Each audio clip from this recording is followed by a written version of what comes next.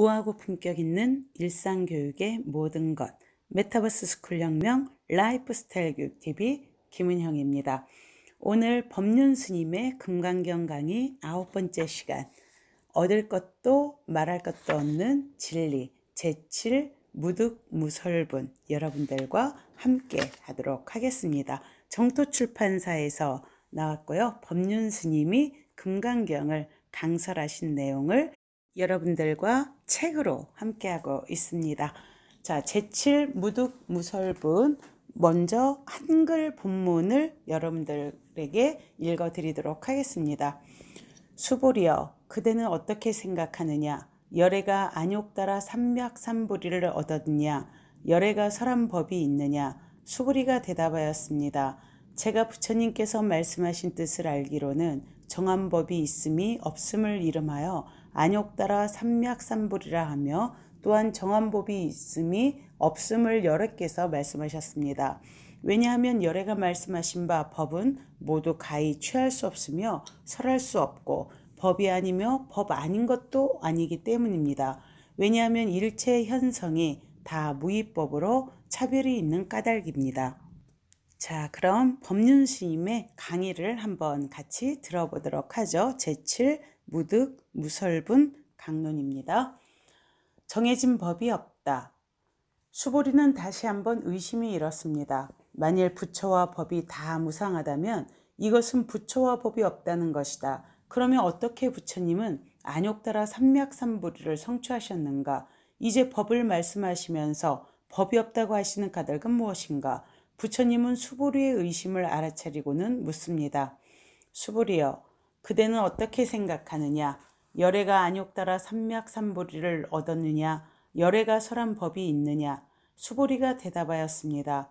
제가 부처님께서 말씀하실 뜻을 알기로는 정한 법이 있음이 없음을 이름하여 안욕 따라 삼맥삼보리라 하며, 또한 정한 법이 있음이 없음을 여러께서 말씀하셨습니다. 부처님은 열애가 안욕 따라 삼맥삼보리를 얻었다고 생각하는지 법을 설한 적이 있는지를 묻습니다. 이 질문을 받고 수보리는 자기가 또 상에 사로잡혔다는 것을 깨닫습니다. 수보리는 대답합니다. 정한 법이 있음이 없음을 이름하여 안욕 따라 삼맥삼보리라 하며, 또한 정한 법이 있음이 없음을 여래께서 말씀하셨습니다. 수보리는 스승의 물음을 통해 무유정법을 확실하게 깨칩니다. 무유정법, 정해진 법이 있지 않다는 말은 법이 없다는 뜻이 아닙니다. 또한 정해진 법이 없으니 아무렇게나 해도 상관없다는 뜻도 아닙니다. 법 또한 인연 따라 정해집니다. 지금의 인연에 따라 한 법이 정해졌다 해서 그것이 언제 어디에나 통용되는 절대적 진리가 될 수는 없습니다. 지금 법이 정해진다고 해서 이것이 법이다 라고 할 만한 고정된 법은 없다는 말입니다. 이 세상에는 무수히 많은 병이 있고 그 병을 치료하기 위한 처방책 또한 그만큼 많습니다.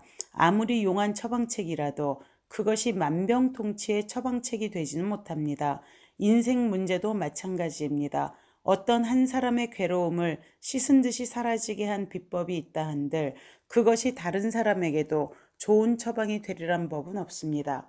그래서 열애의 처방책은 무수한 상황과 상태에 따라 제각각입니다. 모든 병자에게 똑같은 처방을 주는 의사가 없듯이 부처님 법도 중생의 상황과 근기에 따라 다릅니다.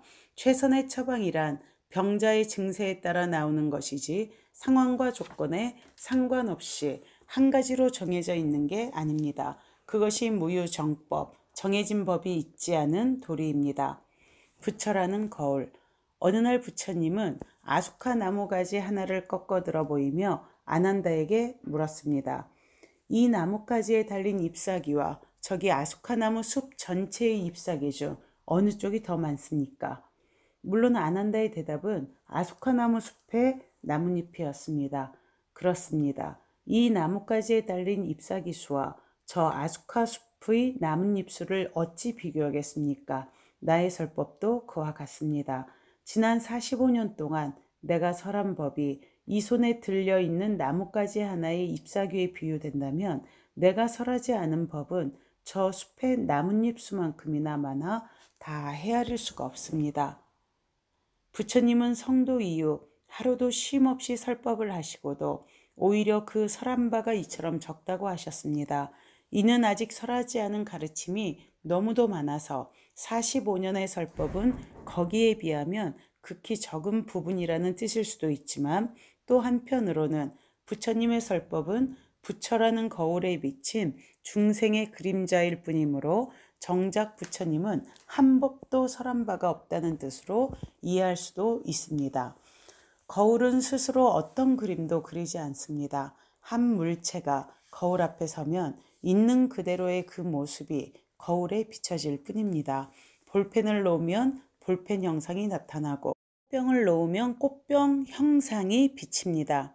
거울에는 그림이 나타나지만 거울 스스로 그리는 그림은 없고, 거울 스스로 그리는 그림은 없지만 거울 속에는 분명히 그림이 존재합니다. 부처님이라는 거울도 그와 같습니다.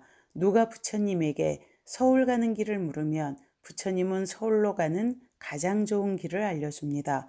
인천 사람이 와서 물으면 그 길은 동쪽 길이 되고, 수원 사람이 물으면 북쪽 길이 되고, 춘천 사람이 물으면 서쪽 길이 됩니다.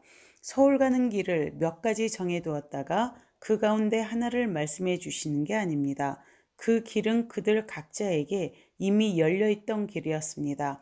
그래서 부처님은 한 중생도 제도한 바가 없다고 하신 겁니다. 나라고 하는 존재 역시 그러합니다. 고정된 실체 없이 그때그때 인연 따라 상황에 맞는 역할을 할 뿐입니다. 부모를 만나면 자식이 되고, 남편을 만나면 아내가 되고, 자식을 만나면 어머니가 됩니다. 버스를 타면 승객이 되고, 물건을 사러 가면 손님이 됩니다. 다만 인연 따라 나타날 뿐입니다.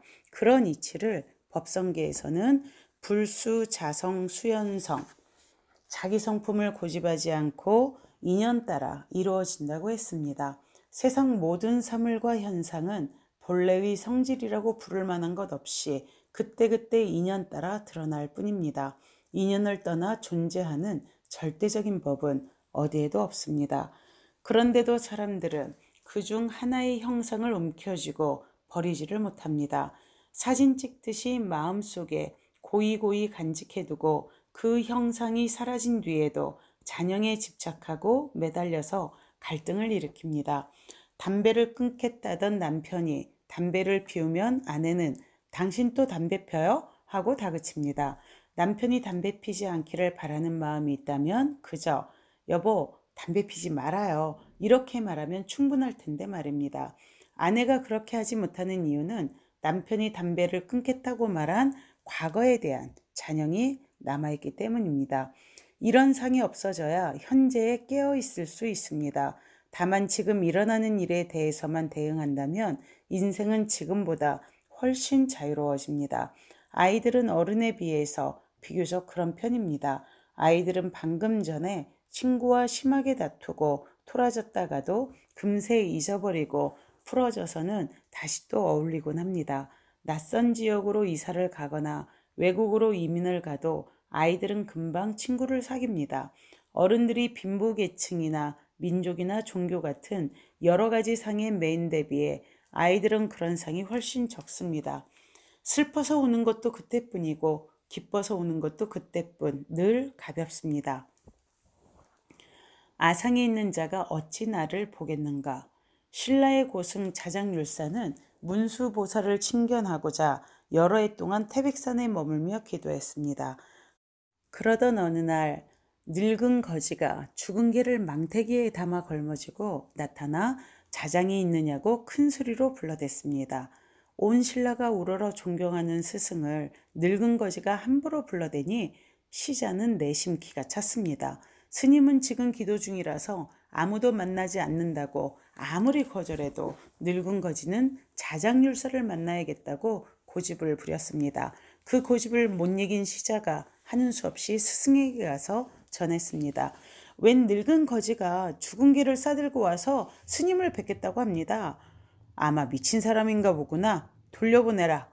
자장률사는 대수롭지 않게 대답했고 시자는 늙은 거지에게 스승의 말을 전했습니다. 그러자 거지가 돌아서며 말했습니다. 돌아가리로다 돌아가리로다 아상에 있는 자가 어찌 나를 보겠는가. 그러면서 망태기를 뒤집자 죽은 개가 푸른 사자로 변하더니 거지는 그 사자를 타고 날아가 버렸습니다. 늙은 거지가 바로 문수보살이었던 것입니다. 자작률사가 뒤늦게 뛰어나왔지만 문수보살은 이미 동쪽 하늘로 날아가 버린 뒤였습니다.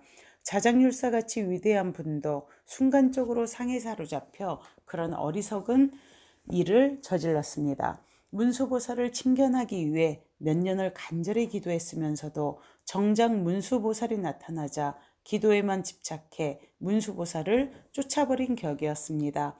불보살은 휘황찬란한 모습으로 하늘에서 내려오지 않습니다. 소리 없이 내려와 언제나 고통받는 중생과 함께 있습니다. 우리가 불보살을 보지 못하는 이유는 불보살이 이 세상에 없기 때문이 아니라 우리가 상에 빠져 하늘만 쳐다보고 있기 때문입니다. 사람들은 자기 나름대로 기준을 가지고 열심히 산다고 생각하지만 그것이 스스로를 올가매는 속박의 끈을 더 단단히 조여맨 것에 불과할 때가 많습니다. 누에가 제 입에서 나온 실로 고치를 만들고 그 속에 갇히듯 내가 일으킨 생각에 사로잡혀 스스로를 구속합니다. 고정관념으로 만들어진 온갖 상을 깨뜨리면 나비가 고치를 뚫고 나와 창공을 훨훨 날듯 내 앞에 자유로운 세상이 활짝 펼쳐집니다. 그것이 바로 해탈입니다. 중생, 현인, 성인, 부처. 왜냐하면 열애가 말씀하신 바 법은 모두 가히 취할 수 없으며 설할 수 없고 법이 아니며 법 아닌 것도 아니기 때문입니다. 왜냐하면 일체 현성이 다 무위법으로 차별이 있는 까닭입니다. 무위법이란 함이 없는 법, 하나의 형상으로 정해지지 않는 법, 찌꺼기가 남지 않는 법을 말합니다. 이러한 무위법은 현실의 삶 속에서 인연 따라 갖가지 모습으로 드러납니다. 현성은 현인과 성인을 말합니다. 현인은 현명한 사람, 성인은 보살을 말합니다. 이 세상 사람을 넷으로 분류하면 범부중생, 현인, 성인, 부처로 나눌 수 있습니다. 범부중생은 마치 쥐가 쥐약을 먹고 물고기가 낚싯밥을 물듯이 제 딴에는 살려고 하는 짓이 죽는 길이 되는 어리석은 행동을 하는 사람을 말합니다. 즉 행복하려고 자기 나름대로 애쓰고 노력한 결과가 불행을 자초한다는 것이죠. 현인은 아주 현명한 사람, 인연과보를 분명히 아는 사람을 말합니다. 그래서 자기를 해치는 짓은 하지 않습니다. 자기에게 이익이 되는 일을 찾아서 하는 사람이라고 할 수 있습니다. 범부중생은 주려는 마음은 없고 얻으려는 마음만 있습니다. 뭐든지 얻는 것만을 좋아해서 얻는 것으로 기쁨을 삼습니다. 그런데 주지는 않고 받기만 할 수 있다는 건 원리적으로 맞지 않는 말이죠. 그러니 중생에게는 좋은 일이 소 뒷걸음치다 쥐잡는 식으로 어쩌다가 한 번 일어날 뿐입니다. 주지는 않고 받는 것만 탐하는데 그것이 세상 원리로 일어날 수 없으니 범부중생의 인생은 그래서 늘 괴로울 수밖에 없습니다. 현인은 어떨까요? 현명한 사람은 주고받습니다. 콩 심은 데 콩 나고 팥 심은 데 팥 난다는 원리를 압니다. 가는 말이 고와야 오는 말이 곱고 복을 지어야 복을 받는다고 알지요. 그래서 현인은 부지런히 복을 지어서 복을 받으려고 합니다. 하지만 성인은 주려는 생각만 있지 받으려는 생각이 없습니다. 즉 베풀고도 받으려는 생각이 없습니다. 봄에 밭 갈고 씨 뿌려 여름에 김 메고 열심히 일해 가을에 추수를 해도 필요한 사람한테 다 나눠져 버립니다. 성인은 왜 그렇게 하는 걸까요? 농사 짓는 그 자체가 그러한 내 인생이 이미 좋은 것임을 알기 때문입니다. 진정한 행복은 매 순간 집중해 있을 때이므로 그 일로 얻어진 수확은 행복의 찌꺼기임을 아는 것이지요. 그러니 누군가 행복의 찌꺼기인 수확을 원하면 그 사람에게 아낌없이 다 줄 수 있습니다. 이는 마치 우리가 맛있는 음식을 먹고 똥을 누고는 뒤도 안 보고 가버리는 것과 같습니다.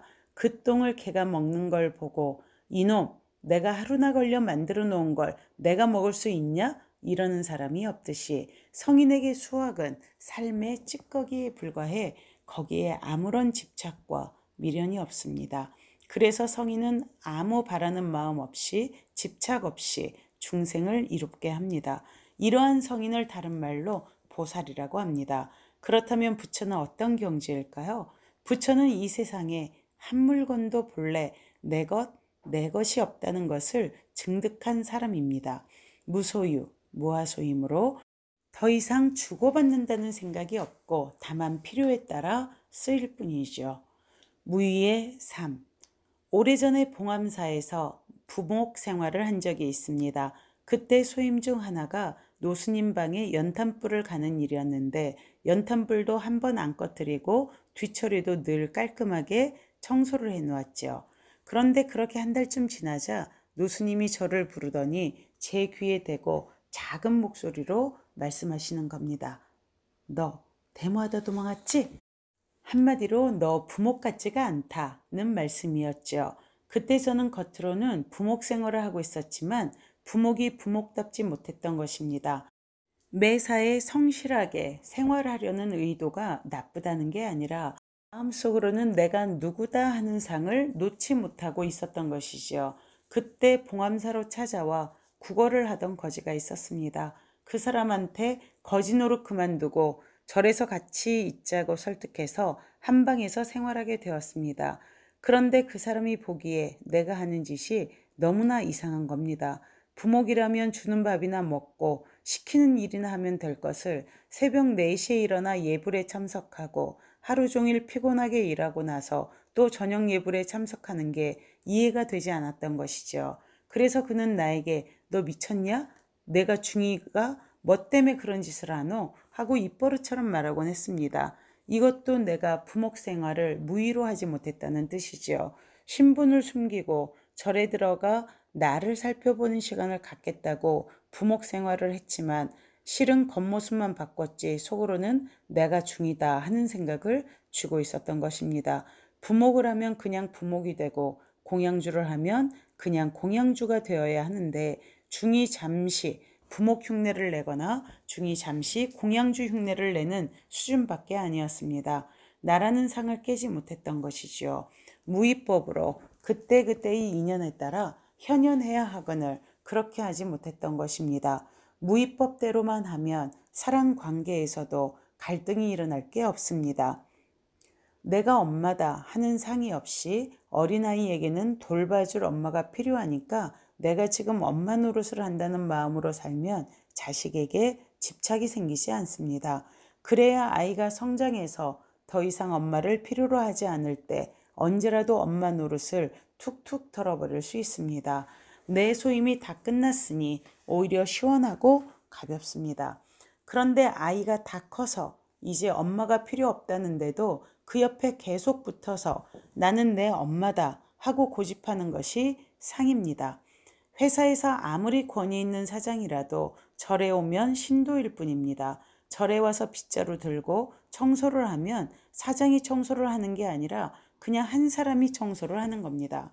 사장인 내가 청소까지 해주는데 하는 상을 가지고 있으면 내 생활이 불편해집니다. 물이 그릇에 따라 모양을 바꾸듯 인연 따라 그때그때 바뀌어야 문제가 없습니다. 인연 따라 사는 삶이 집착이 없는 삶이고 그것이 바로 무위의 삶입니다. 이렇듯 모든 법은 공하여 본래의 자성이란 것이 없습니다. 무아이므로 인연 따라 갖가지 법으로 드러나되 그 한량없는 법은 실체가 없고 영원하지도 않습니다. 텅 비었으니 거기에서 오히려 수없는 법이 일어납니다. 무위법이 인연 따라 차별로 드러나는 도리가 그것입니다. 오늘도 무척 감동이 있는 가르침이셨습니다. 오늘 강의 중에서는 143페이지에 요즘 그 많은 현안들이 있죠. 그것과 관련해서 이 부분이 굉장히 내 마음을 좀 치네요. 이 세상 사람을 넷으로 분류하면 범부중생, 현인, 성인, 부처로 나눌 수 있습니다. 범부중생은 마치 쥐가 쥐약을 먹고 물고기가 낚싯밥을 물듯이 제 딴에는 살려고 하는 짓이 죽는 길이 되는 어리석은 행동을 하는 사람을 말합니다. 즉, 행복하려고 자기 나름대로 애쓰고 노력한 결과가 불행을 자초한다는 것이죠. 이 부분에서 오늘 정말 많은 생각을 하게 되고 그리고 깊이 마음속에 새기게 됩니다.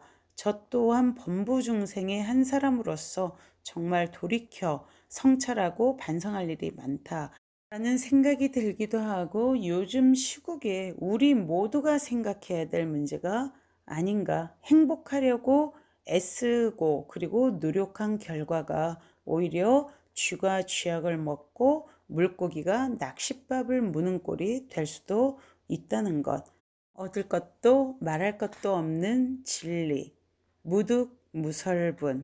다시 한번, 행복하려고 내 나름대로 애쓰고 노력한 결과가 오히려 불행을 자초하는 일이 될 수 있다는 말씀 깊이 새기며 마치겠습니다.